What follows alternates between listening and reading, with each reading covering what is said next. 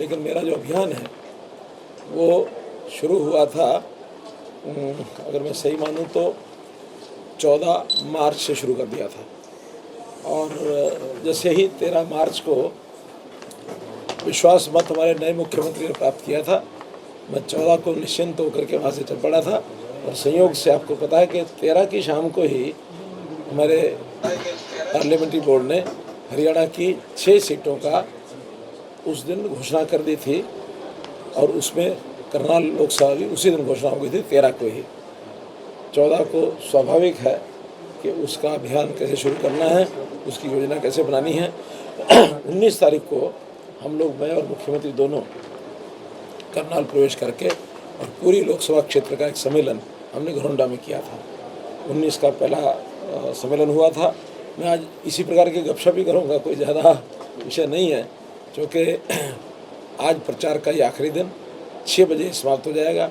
मुझे तो ये लगता था शायद इसके बाद भी प्रेस कॉन्फ्रेंस कर सकते हैं, लेकिन पता लगा कि नहीं, 6 बजे के बाद प्रेस कॉन्फ्रेंस भी नहीं कर सकते। उस नाते से हमने कहा चलो 6 बजे में जो समय बचता है उसका उपयोग कर लिया जाए। समय बहुत इसके लिए नहीं, बहुत हो ना हो, सावधानी बरतना जरूरी है। सावधानी हटी, दुर्घटना घटी। तो 17:17 है, 18 बजे तक ही चलाएँगे अगर आप चाहेंगे तो, नहीं तो पहले ख़त्म करेंगे। मित्रों, मैं पूरी आपको अभियान की एक मोटी मोटी जानकारी देता हूँ।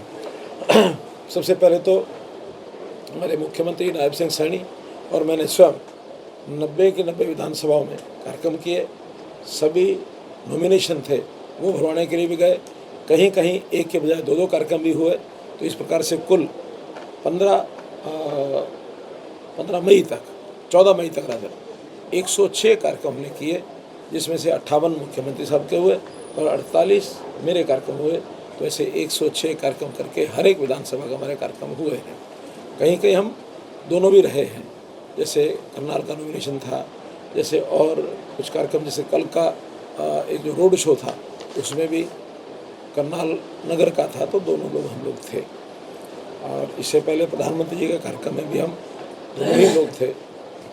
नहीं, प्रधानमंत्री जी का नहीं, अमित शाह जी कार्यक्रम में करनाल में। प्रधानमंत्री जी कार्यक्रम तो अलग अलग थे, एक जगह मैं गया था, एक जगह वो गए थे। ऐसे हमारे जो 14 मई तक, 15 मई से केंद्रीय नेताओं के कार्यक्रम शुरू हो गए।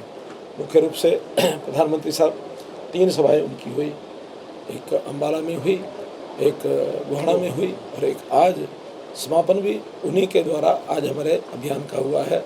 2 बजे सभा महेंद्रगढ़ में हुई है। गृह मंत्री जी के भी 3 कार्यक्रम हुए, राजनाथ सिंह जी के 3 कार्यक्रम हुए, हमारे राष्ट्रीय अध्यक्ष JP नड्डा जी के 2 दिन में 6 कार्यक्रम हुए, मोदी जी योगी जी की भी 2 सभाएं हुई हैं, और अन्य जो आसपास के प्रांतों के मुख्यमंत्री हैं, जैसे पुष्कर सिंह धामी हैं, जैसे भजनलाल कौशिक हैं राजस्थान के मुख्यमंत्री, और हमारे महाराष्ट्र मध्य प्रदेश के मुख्यमंत्री, फिर उप मुख्यमंत्री, पूर्व उप मुख्यमंत्री इसके उत्तर प्रदेश के दिनेश शर्मा जी आदि आदि राष्ट्रीय नेताओं के कार्यक्रम भी सब हो गए हैं, आज संपन्न हो गए हैं। आज आखिरी कार्यक्रम मेरा अभी पानीपत का रोड शो आपने सब देखा ही है। बड़े उत्साह के साथ पानीपत के लोग निकले, पूरे बाजार भरे हुए थे, और अब आपके सामने में आया हूँ। हमने जो कार्यक्रम किए हैं रोड शो के, यानी लोकसभा में मैंने सभाएं कम की हैं, रोड शो ज़्यादा किए हैं। तो उस रोड शो की मोटी मोटी जानकारी ये है कि 210 गाँव के अंदर सीधा सीधा जाना हुआ है, 211, और इसमें कई छोटे कार्यक्रम जो हैं नगरों के क्लस्टर, हमारी जो रैलीज़ हैं वो इसमें नहीं गिनी है। 8 क्लस्टर रैलीज़ हुई, फिर पानीपत ग्रामीण के 6 कार्यक्रम अलग से हुए। तो ऐसे कुल मिला के लगभग 20 कार्यक्रम इसके अतिरिक्त और भी हुए हैं। मोटे रूप से ग्रामीण क्षेत्र में जो रोड शो में जिस जगह कार्यक्रम होता था, आसपास के भी कई बार 2-3 गांव के लोग आ जाते थे। तो 3 से ऊपर गाँव में मेरा जाना हुआ है, और मुझे नहीं मालूम कि हमारे जो विपक्षी लोग हैं इतने गाँव में जा भी पाए हैं कि नहीं जा पाए हैं। मैं अपने इस प्रचार अभियान से मुझे लगता है कि कम समय में जितना ज़्यादा हमने किया है वो पर्याप्त किया है। समय भले ही हमारे पास पहले ज़्यादा था, वो हमने प्रदेश भर में लगाया, और प्रदेश भर का इस प्रकार का दौरा कांग्रेस का किसी नेता का नहीं हुआ। केवल उनके कुछ राष्ट्रीय नेता राहुल गांधी या प्रियंका गांधी शायद आज आई हैं, तो ऐसे इक्का दुक्का उनके कार्यक्रम हुए हैं। प्रचार अभियान में भारतीय जनता पार्टी काफ़ी आगे रही है। हम लोगों ने जहाँ तक विषयों की बात है, वो विषय केंद्र के हमारे नेता नरेंद्र मोदी जी द्वारा केंद्र सरकार द्वारा किए गए ऐसे विषय जिनका जनता पर एक प्रभाव है, खास करके ऐसे विषय जिस पर कांग्रेस डराती रही हमेशा कि इनको हाथ लगाओगे तो गृह युद्ध हो जाएगा, खून की नदियाँ बह जाएंगी। उदाहरण के तौर पर 500 साल पुराना राम जन्मभूमि का जो विषय है, वो यानी मोदी जी ने कितने आसानी से चुटकियों में हल करवा दिया। ऐसे ही धारा 370 जिसके कारण से जम्मू कश्मीर ये प्रांत, ये भारत का ऐसा नहीं कहा जा सकता कि अभिन्न अंग बना हुआ है, बल्कि भारत सरकार का कोई कानून तब तक लागू नहीं होता था जब तक जम्मू कश्मीर के लोग उसके ऊपर अपनी मोहर न लगाएं। यानी कहा जाए तो जैसे उदाहरण के तौर पर कह रहा हूँ, बेटा बाप से बड़ा हो जाए, ऐसा उदाहरण है ये। कुल मिला करके प्रदेश सरकार कोई भी केंद्र सरकार के ऊपर नहीं हो सकती, लेकिन 370 के कारण ये थी। और ये एक विशेष दर्जा जम्मू कश्मीर का था, हमारी ख़त्म करने की डिमांड ठीक 1950 से ही शुरू हो गई थी। कांग्रेस नहीं ख़त्म कर पाई, करना चाहती नहीं थी, और उन्होंने मुस्लिम समाज को जो अपना तुष्टीकरण के कारण से वोट बैंक माना हुआ था, इससे भी डरते थे। उनका डर जो है वो उनको हमेशा तंग करता था। हमने मुस्लिम समाज को विश्वास में लिया, सब बातें करने के बाद बिना किसी खरोंच आए हुए और ये मुद्दे हल किए, जिसके कारण से दुनिया में भी नरेंद्र मोदी जी की जो ताकत, शक्तिशाली नेता होने का जो एक प्रभाव है वो काफ़ी ज़्यादा गया है। ऐसे ही हम प्रदेश सरकार के अपने जो मुद्दे हैं हम नहीं भी बताते तो भी, चूँकि केंद्र का चुनाव है, प्रदेश सरकार के मुद्दों का कोई बहुत औचित्य नहीं होता, फिर भी जनता बढ़ चढ़ करके प्रदेश की सरकार की जो उपलब्धियाँ हैं पिछले 10 साल की वो गिनवाती रही हैं। चाहे वो नौकरियों का था, चाहे वो ट्रांसफ़र का विषय होता है, चाहे वो ट्रांसपेरेंसी, हमारे जो पोर्टल्स हैं, ऑनलाइन पोर्टल जो घर बैठे लोगों को सेवा देते हैं, हमारी आयुष्मान भारत की योजना के साथ साथ हमने जो अन्य योजनाएं चलाई हैं, वो सब किसानों को 14 फसलों का MSP है या DBT के माध्यम से किसानों को सीधा पैसा सरकार से किसान के खाते में जाता है। ऐसे बहुत विषय लोग अपने आप गिनाते रहे हैं, और मुझे लगता है कि जनता में एक बहुत अच्छा प्रभाव इसका है। मेरा विश्वास है कि हम 4 जून के रिज़ल्ट में, यानी 10 की 10 लोकसभा की सीटें और करनाल की विधानसभा सीट उपचुनाव 11 की 11 कमल हरियाणा के धरती पर खिलाए जाएंगे, इतना मेरा एकदम भरोसा है। मैं आपके माध्यम से जनता, हरियाणा की जनता को विशेष अपील करता हूँ कि 100% मतदान की ओर बढ़े, जिसमें से लोकतंत्र की जीत, ये एक विषय हम आगे बढ़ा सकें और उसमें भी ज़्यादा वोट भारतीय जनता पार्टी को डालें। ये मेरी अपील है आपके माध्यम से, और मेरा विश्वास है जनता ज़रूर इसके ऊपर आएगी। सर, कांग्रेस आरोप कोई बोलता नहीं है। देखिए, बेरोजगारी के आंकड़े हमने बताए हैं, वो बेरोजगारी के आंकड़े फर्जी जो देते हैं उनको सत्य नहीं है। दूसरा, जहाँ तक आपने कहा, आखिरी जो मुद्दे बेरोजगारी हो गया, आर्थिक मुद्दे हो गए, विकास की बात है, गरीब जनता का विकास करना, सब हम बोलते हैं, लेकिन हम चूँकि राम जन्मभूमि भी बोलते हैं तो उनको बाकी सब भूल जाता है, केवल यही एक याद रहता है, क्योंकि जनता के ऊपर इसका बहुत बड़ा प्रभाव है। वो डरते हैं इससे और वो हमको सलाह देते हैं इस मुद्दे पर बात ही ना करो। आखिर किसी देश की एक आत्मा जो बिल्कुल जिसके ऊपर ग्रहण लगा हुआ है 500 साल पुराना, और वो लोग यानी जनता के लोग इस बात को देखने के लिए लालायत हैं कि हमारे आराध्य देव का जन्म के स्थान के ऊपर मंदिर बनना चाहिए। हम वो भी करते हैं, ये भी करते हैं, उनको तकलीफ़ है, वो करें ना करें, ये क्यों करते हैं, समस्या ये है। जबकि इन विषयों के कारण से वो कभी देश की आज़ादी के बाद कांग्रेस को एक उच्च स्थान मिला, लेकिन उसके बाद लोग जो एक्सपोज होते चले गए वो लोग, और जनता ने जब उनको नकारना शुरू कर दिया तब उनको ध्यान में आया कि हमारे हाथ से चीज़ निकल गई है। तो राम जन्मभूमि मुद्दा करना ही करना है, क्यों नहीं करना है। राम जी इस देश की आस्था के प्रतीक हैं। राम जी का स्थान अगर नकारेंगे तो हम अपनी संस्कारों को, संस्कृति को, हमारी विरासत को हम खो बैठेंगे। किसी देश ने अपना इतिहास भुला दिया, वो देश हमेशा ख़त्म हो जाता है। हमारे देश का इतिहास, उज्ज्वल इतिहास जनता के सामने लाना ही पड़ेगा। हम बाकी चीज़ें नहीं करते, ऐसा नहीं है। मैं उदाहरण देता हूँ महंगाई का, और उनके ऊपर आरोप लगाता हूँ। क्या आरोप लगाता हूँ? आप लोग सब पढ़े लिखे हैं, पत्रकार बंधु हैं, आंकड़े हों तो ठीक, नहीं तो उठा के देख लीजिए। महंगाई का पैरामीटर होता है खास करके कर्मचारियों की जो तनख्वाह होती है उसको किस दर से बढ़ाया जाता है, उसको कहते हैं डीए रेट। डीए क्या होता है? डीए क्या होता है बताइए? अरे आप पत्रकार हैं भाई। डीए क्या होता है? उसका अर्थ पूरा पूरा डेली अलाउंस नहीं होता है, डियरनेस अलाउंस। डियरनेस क्या होती है? महंगाई। महंगाई का जो अलाउंस होता है, कितनी महंगाई होती है उसके हिसाब से उसकी परसेंटेज होती है। 2006 में कांग्रेस के शासन 2014 तक चला। डियरनेस अलाउंस शुरू हुआ 0 से, हर 10 साल के बाद 0 से शुरू होता है। 2006 0 शुरू हुआ, 2016 चलते चलते कितने परसेंट हुआ कोई बता सकता है? किसी का कोई संबंध का रिश्तेदार का कोई होगा ना जो सरकारी कर्मचारी रहा होगा, कितने परसेंट हुआ था 2016 तक?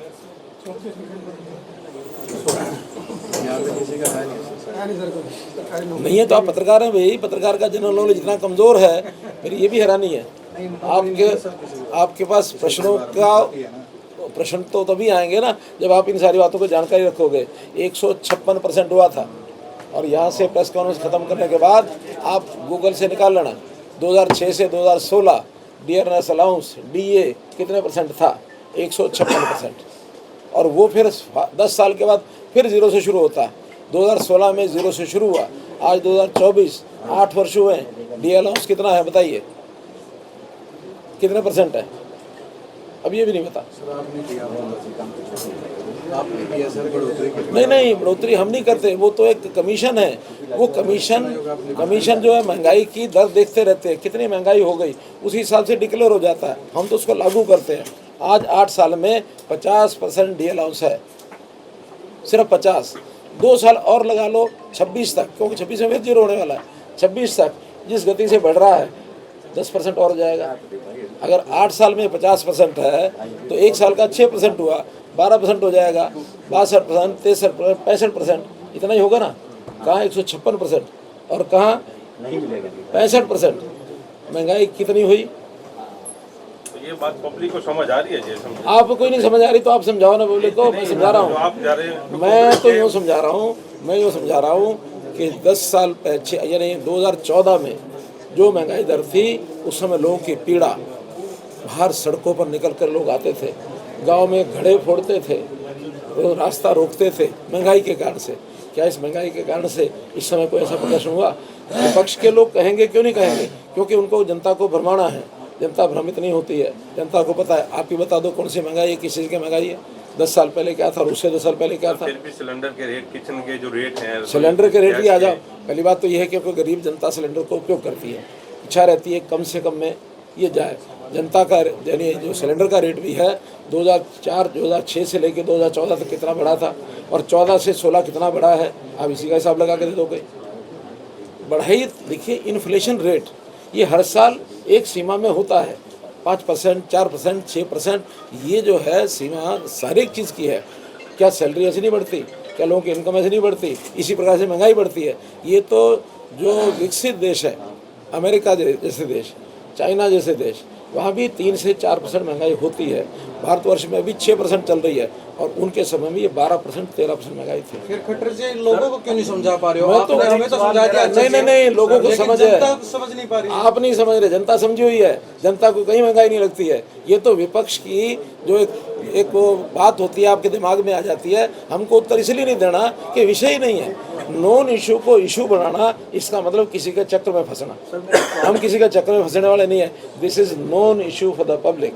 आगे सुनिए, वही तो कह रहा हूँ, विपक्ष की बात मत कहो, जनता की बात जाके कहो। जनता में कोई बात अगर उठती है वो मेरे पास लेके आओ। आप लोग विपक्ष का एक तरीका है क्या, वो गालियाँ भी देंगे मीडिया को, और मीडिया के दिमाग में गलत बातें भी भरेंगे। फिर वो कहेंगे मीडिया हमारी बात नहीं करता। कल राहुल गांधी ने क्या कहा? राहुल गांधी ने ये कहा, मेरे मीडिया के मित्रों, और साथ में कहा, आप सुन लेना कल का भाषण उनका। आज भी कहा प्रियंका गांधी ने, पता नहीं, कल मैंने तो राहुल गांधी को सुना, साथ में ही कहा कि मित्रों तो मुझे मजबूरीवश कहना पड़ रहा है, ये मीडिया के लिए हमारे मित्र नहीं है। ये मीडिया के लोग तो वो कहेंगे जो सरकार कहेगी, वो कहेंगे जो अंबानी कहेगा, वो कहेंगे जो अडानी कहेगा। यानी भारतीय जनता पार्टी को तो वो घेरते ही घेरते हैं। कल उन्हें मीडिया को घेरा। क्या बताइए, आप किसी के बंधे हुए हैं क्या? आप तो बंधे हुए नहीं हैं। हम स्वतंत्र मीडिया को डेमोक्रेसी का 4th पिलर मानते हैं, और जो मीडिया कहता है उसके ऊपर ध्यान भी देते हैं। लेकिन मीडिया को साथ में ये भी हम आग्रह करते हैं कि खुले दिमाग से सोचिए। ये बहुत जनरल नॉलेज के इश्यूज़ ये होते हैं, उसको ध्यान करिए। 5 साल पहले क्या था, 10 साल पहले क्या था, 20 साल पहले क्या था। ऐसा नहीं है अभी हम सड़क पर गए, गली के बाहर किसी ने क्या बोला, हमने सोचा शायद ये हो गया। ये चुनाव देश का चुनाव है, केंद्र सरकार का चुनाव है। ये गलियों का, नालियों का, पानी का, बिजली का चुनाव नहीं है। गर्मी में आखिर गर्मी के अंदर पानी की भी कमी होती है, गर्मी के अंदर बिजली की भी कमी होती है। आपको हमको सबको पता है, आज से नहीं है। अगर मान लो कल ये कहने शुरू कर दे इतनी गर्मी हो गई है, इतने 1000 किलोवाट का जो बढ़ गई है, आवश्यकता बढ़ गई है, फिर ये कट क्यों लग गया है? बिजली कहाँ से आएगी? पानी में से आएगी। पानी भी गर्मी में कम होता है। मैं उसका कोई एक्सप्लेनेशन नहीं करता। ये प्रबंध सारे किए जाते हैं, करने के बाद भी आज भी कहीं अगर हम काटते हैं तो शायद घर की बिजली नहीं काटते, एसी को नहीं काटते, रात को सोने वाले नहीं काटते। इंडस्ट्री को हम हाथ जोड़ते हैं, भाई एक थोड़ा सा कम चलाओ, 12 घंटे के बजाय 8 घंटे चलाओ, 4 घंटे बिजली रोक लो। ये सरकार को व्यवस्थाएं करनी पड़ती हैं। इसलिए मैं आपको लिए कह रहा हूँ, ये आप तार्किक शक्ति अपनी बढ़ाएंगे, निश्चित रूप से आपको हर चीज़ का जवाब मिलेगा। सर बताइए सर, बिना खर्चे और बिना पर्चे के आपने नौकरियां दी हैं, ये कैसे आप संभव कर पाए और इतनी कैपेबिलिटी सर? अब ये कांग्रेस वाले कभी नहीं मानेंगे। वो क्या कहेंगे, कहाँ मिल रही है बिना पर्ची बिना खर्ची? जबकि मैं हर गांव में जहाँ गया हूँ एक ही विषय, जिसको कहते हैं ना सिर चढ़ जादू बोल रहा है, सिर चढ़ जादू बोल रहा। हमको भी इतना आभास नहीं था, हमारे साथियों को इतना आभास नहीं था। जब हमने शुरू में योजना बनाई आज से 5-6 साल पहले, तो मैंने विषय अपने साथियों के साथ रखा, तो मेरे साथियों ने उस समय विरोध किया। क्यों किया? कि अगर आप ऐसे करने लग जाओगे तो फिर हमारे साथ जो लोग हैं, हमारे लोगों का क्या बनेगा? मैं थोड़ा आग्रहपूर्वक बात को समझाने की कोशिश की, नहीं माने तो मैंने एक ही बात कही थी, भाई जो हमारे हैं इसकी परिभाषा बदल लो। जो आज तक साथ चलते आए हैं वो हमारे हैं। दूसरा, अगर किसी को मेरिट पर बिना पर्ची बिना खर्ची नौकरी मिल जाए, आप उनकी लिस्ट ले लेना, उनको अपना मान लेना, वो भी हमारे हैं। परिवार पहचान पत्र ने भी कहीं ना कहीं सहूलियत प्रदान करी, आपने सारे सिस्टम को एक जगह ही जोड़ दिया। किस तरह से ये विचार आया कि ऐसा भी हम कुछ कर सकते हैं?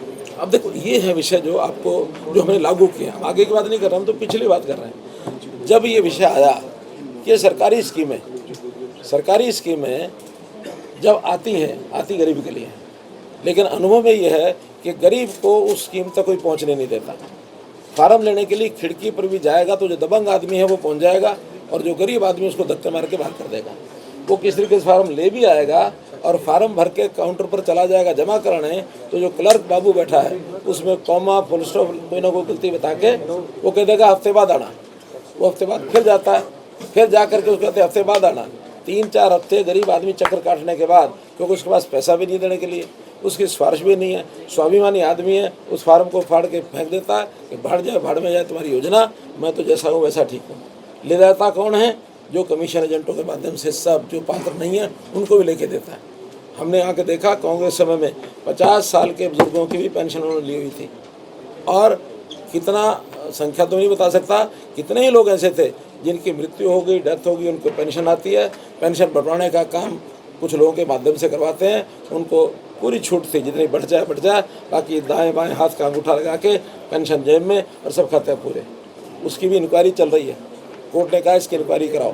2013 के केस की मैं आपको बता रहा हूँ, हाई कोर्ट का एक डायरेक्शन आई हुई है, इसकी इंक्वायरी कराई जाए कि कितना इसमें घपला हुआ है। ऐसा नहीं कि गलती आज कर्मचारी नहीं करता होगा, लेकिन मैं तो इतना कहता हूँ सरकार की नीयत बिल्कुल साफ है, कोई भी गलती करेगा उसको हम पकड़ेंगे। सर हरियाणा में आपने पूरे दौरे किए हैं, सर हरियाणा में आपने पूरे दौरे किए हैं, तो आपको कहाँ लगता है कहाँ का भाजपा की और आपसी टक्कर है? किन किन सीटों पर आप आमने सामने की टक्कर समझते हैं? देखिए, ये विषय है जनता का, ये विषय हमारा इतना नहीं है। मुझे तो इतना विश्वास है कि overall graph Bharatiya Janata party का बढ़ रहा है, जैसे रिस्पॉन्स मिल रहा है। अब अंदर जाकर के डिब्बों में तुम घुसेंगे नहीं, ये विषय तो आएगा 4 जून को कि कहाँ बढ़ेगा। मेरा इतना ज़रूर विश्वास है कि पहले 10 की 10 हमने जो जीती थी, सभी 10 जीतेंगे और पहले से मार्जिन ज़्यादा होंगे। अब करनाल में तो पहले ही एक लिमिट आई हुई है, मानो देश भर में दूसरा स्थान आया हो करनाल का, अब करनाल के, क्योंकि बाकी देश का भर का मुझे नहीं पता है, तो इसलिए करनाल तो अपने उसको मेंटेन करेगी, वही बहुत बड़ी बात है, लेकिन बाकी जगह में इम्प्रूव भी करेंगे। लेकिन सर सर आपके कार्यकाल में कई भ्रष्टाचारी पकड़े गए हैं, भ्रष्टाचार पर लगाम भी बहुत लगी अच्छा ये प्रश्न है आपका। है। ये अभी भी आपको है कि सिस्टम को अभी भी सुधारने की हाँ बिल्कुल। देखिए पहली बात, कांग्रेस के कार्यकाल में वो अपना भ्रष्टाचार कभी नहीं पकड़ते थे, अपने लोग को बचाते थे। हमने उनके भी पकड़े हैं, हमारे समय में हुए उनको भी छोड़ा नहीं है, और यही हमारी विशेषता है। आज हम कोई 3.5 लाख सरकारी कर्मचारी हैं, सब दूध के धुले हैं, कोई गारंटी नहीं है, लेकिन पता लग जाए, आप बता दें, जनता बता दे, छोटा मोटा कोई सुराग दे दे, इंक्वायरी हम कराएंगे, उठा के अंदर करेंगे।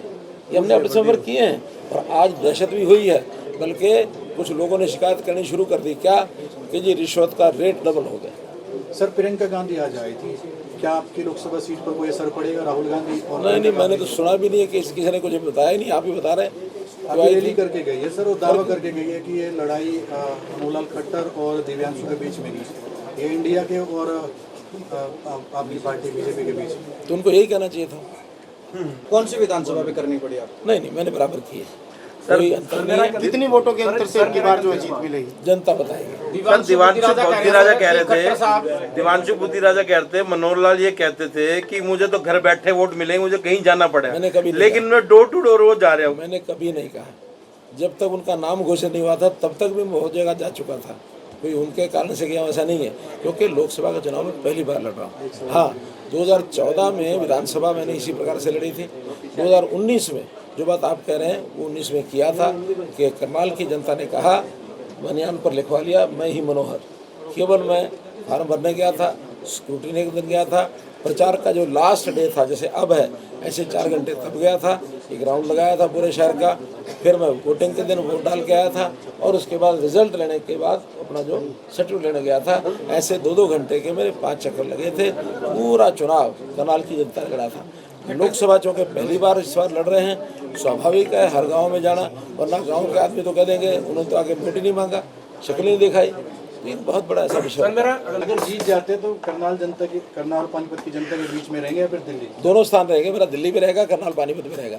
दिल्ली मुझे सांसद के नाते रहना ही होगा। 150 दिन लोकसभा के सेशन में समय लगता है, हमारे यहाँ विधानसभा में इतना नहीं लगता। विधानसभा में तो साल में लगते हैं 20 या 25 दिन का सेशन होता है, पार्लियामेंट का 150 दिन का होता है। तो हमारे बैठे कृष्ण पवार जी क्या, हाँ, तो जब 150 दिन पार्लियामेंट का सेशन छोड़ के मैं थोड़ी बैठूंगा यहाँ, और फिर पार्लियामेंट के काम तो, क्षेत्र के काम तो दिल्ली बैठ के भी उतने ही किए जा सकते हैं जितना यहाँ कार्यालय में बैठ के किए जा सकते हैं। इसलिए पूरे इलाके के हित के लिए, पूरे इलाके के हित के लिए चंडीगढ़ यानी दिल्ली बैठना हुआ दिल्ली बैठेंगे, पानीपत करनाल बैठना हुआ पानीपत करनाल बैठेंगे, लेकिन जनता के साथ सजीव संपर्क रखेंगे। अच्छी बात यह है कि करनाल और पानीपत की जो लोकसभा है ये दिल्ली से मात्र यानी 60 किलोमीटर के बाद शुरू हो जाती है। यानी हमारा जो स्वालखा है पट्टी के लाना कितना होगा, 60 किलोमीटर या 70 होगा, तो 70 किलोमीटर के बाद लोकसभा शुरू हो जाती है। 1 घंटे में आना, 1 घंटे में जाना। 9.5 साल में जितने भी प्रदर्शन हुए हैं, धरने प्रदर्शन हुए हैं, पूरे हरियाणा में आप कह रहे हो 10 की 10 सीटें जो है बीजेपी जीतेगी। जितना विरोध लोकसभा के चुनाव में है, कितना कसर इन विरोधों का पड़ा? कोई विरोध का असर नहीं है। आप सुन लीजिए, विरोध करने वाला एक सेगमेंट है, बहुत एक छोटा सेगमेंट जिसको कह सकते हैं। अपने आप को जो किसान कह देते हैं, किसान है नहीं, किसानों का एक मुखौटा पहना हुआ है, और करते क्या है, एस्टेब्लिशमेंट के खिलाफ आवाज़ उठाना। और ये वामपंथी विचारधारा का एक आंतरिक मामला है, आंतरिक एक विचारधारा है ये, जो ऐसा करते रहते हैं। और इन लोगों के जिस प्रकार के काम, पिछली बार साल भर आंदोलन किया, दिल्ली में घुस गए, कहाँ पहुँचे, लाल किले पर चढ़ाई कर दी। ये देशद्रोहिता का काम, मैं इसको देशद्रोहिता, हमारे लिए लाल किला जहाँ 15 अगस्त को प्रधानमंत्री जी झंडा फहराते हैं, सबसे पहला आज़ादी का झंडा वहीं फहराया गया था। आज़ादी की घोषणा लाल किले से हुई थी। हमारे लिए मंदिर है, हमारे लिए पवित्र स्थान है, श्रद्धा स्थान है। जैसे हमारे बाकी श्रद्धा स्थान होते हैं, मंदिर है, चाहे हमारे गुरुद्वारे हैं, चाहे मस्जिद है, चाहे चर्च, चाहे बाकी है, वहाँ अपमान करने के लिए कोई चढ़ जाए, वहाँ कोई झंडा पहना दे, चढ़ा दे, तो कितना बड़ी आस्था को चोट पहुंचती है। सारे देश भर के लोगों को आस्था को चोट पहुंची जो इन्होंने कुकृत्य किया। और इस बार हमको सख्ती से ऐसे लोगों को अपने हरियाणा के बॉर्डर पर रोकना पड़ा। क्यों रोकना पड़ा? कि इनकी जो कारनामे, हाँ दिल्ली जाना है, बसें हैं, अपने यानी कारें हैं, अब ट्रेन है, किसी भी साधन से जाओ जो मोड ऑफ ट्रांसपोर्ट है, ट्रैक्टर के ऊपर हम हथियार बांध करके और हमला करेंगे जाएंगे, देश के दुश्मन का व्यवहार करना है क्या? इसलिए इनका किसी प्रकार का कोई रोल नहीं है। आज हरियाणा का किसान हमारे साथ खड़ा है, हरियाणा किसान जितने गांव में मैं गया हूँ, 200 गांव में गया हूँ, 1-2 गांव में 10-15 लोग काली झंडी लेकर के खड़े हो गए। मुझे मालूम है कौन सी बेल्ट है वो, और उस बेल्ट वो कौन सी आपको भी मालूम है। पूरा हरियाणा पड़ा है, कहीं किसी ने विरोध नहीं किया। और जिस गांव में इन लोगों ने विरोध किया था, सबसे ज़्यादा विरोध वो था कैमला का। और कैमला में कल मेरा इतना ज़्यादा स्वागत हुआ, और मैंने कैमला में बल्कि जा करके अपनी भावनाओं को व्यक्त किया कि मेरे मन की जो पीड़ा थी, जो रोष था, आज सब खत्म हो गया। आज आपने इतनी बड़ी संख्या में आकर के इतना जो किया है संबोधन, इसके लिए मैं उनका धन्यवाद करता हूँ। कैमरा में विरोध करने वाले तो समर्थन में आगे बीजेपी के पक्ष में आगे सर, और बीजेपी ज्वाइन करता है सर। मैं तो कह रहा हूँ जब समझ में आती है, लोग समझते हैं। आखिर वो लोग कोई दूर बाहर के नहीं है, वो अपने ही हैं। अगर अपने नहीं होते, दुश्मन होते, तो बहुत बड़ा धमाका उस दिन हो जाता लाल किला पर।